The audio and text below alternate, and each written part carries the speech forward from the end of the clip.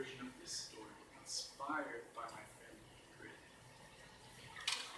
So, our last version of the story is actually going to be the closing statement of Mr. B.B. Wolff's lawyer at the trial. Criminal trespassing was the charge, and attempted murder. Very serious charges. Ladies and gentlemen of the jury, I would now like to present to you Mr. B.B. Wolff's version of this story, because though the prosecutor seems to have made a fairly certain case before you, and I can see that you have been moved by his great words, I need to point out some facts and lay out some facts before you to let you know that, to help you realize that much of the prosecutor's case was circumstantial in nature. Much of his evidence was circumstantial. So, I'd like to start first with my client's name, B.B. Wolff. B.B. does indeed stand for Big Bad, and that, my friends, was his mother's doing. His mother thought any good named any wolf would be proud to be called Big Bad. Big Bad. Well, let me tell you, that was no picnic for Mr. B.B. Wolff. Mr. Wolff had troubles all through school trying to live up to that name. Every wolf came up to him and said, "Mr. Big Bad, huh? You want to fight? Let's see how big and bad you are. Come on." Well, Mr. Big Bad Wolff had some troubles. He was always getting into trouble, always getting into fights, trying to defend himself against all these people that wanted to fight and show off how cool they were, how strong and how big and bad they were. Well, it wasn't his fault, I promise. So that's the beginning. Eventually, Mr. B.B. Wolff actually took over the forest around this neighborhood and kind of took it over as his own. He thought, you know, these big bad wolves have been bothering me, these other wolves have been bothering me so much, I'm going to get rid of them all. And I'm going to protect the people and the creatures in this forest as if they were my own brothers and family, and sisters and family, my family, including the people and the villagers. So, on this day, Mr. B.B. Wolff indeed did stop Little Red Riding Hood, and she actually could understand Wolff.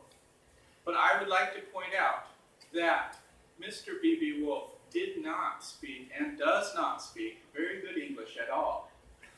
So what most people hear is a series of growls.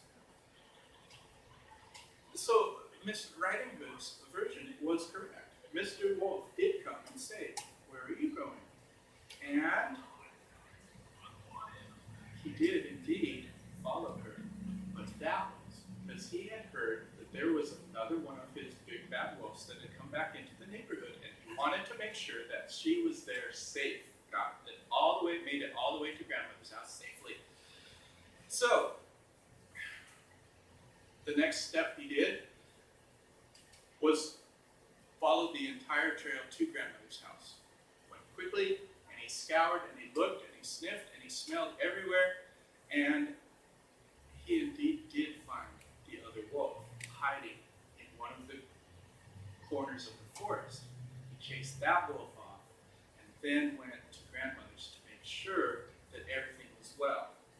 Well, again, he knocked on the door and tried his best to speak English, but it came out mostly in Wolff.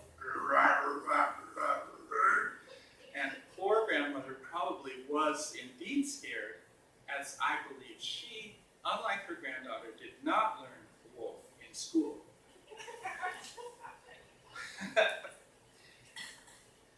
Well, it is a different generation. So,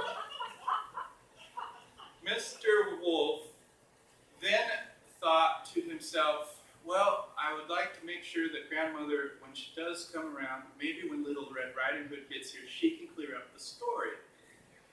So he said, maybe I'll just take a nap.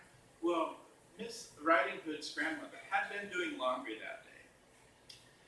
And so, when he lay down on her bed and was awakened by Little Red knocking on the door, he was a little nervous and, distracted. He was in the wrong place for a big bad wolf, and he wanted to make his best presentation, but he was distracted and did not realize that he had rolled around in the laundry and had what appeared to be put on some of grandmother's pajamas. No, this was not the case. The wolf was not specifically putting them on. They just happened to cling to his fur after he had wakened from a nap. So, finally, I would like to point out that as soon as the woodcutter came, the big bad wolf had, being the almost ruler of the forest, had seen the woodcutter many times, and he knew that all was well. The grandmother, and the granddaughter were safe, and so he made his exit, said goodbye in wolf, and off he went out to the forest to try to find some food.